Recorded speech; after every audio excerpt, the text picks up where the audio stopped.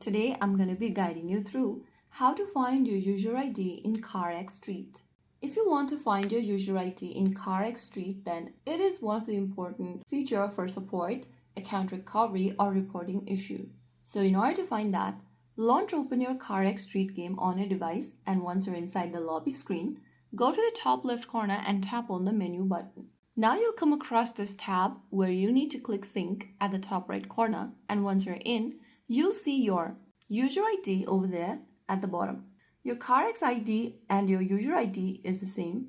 Go ahead and write it down in a piece of a paper or store it somewhere safe. You can also take a screenshot of your user ID from this page, and then you can keep it in your device's camera roll. And that's it. Now you know where to find your user ID in CarX Street quickly and easily. If you found the video helpful, don't forget to like, share, and subscribe to our channel. I will see you again in the next video. Stay tuned. Till then.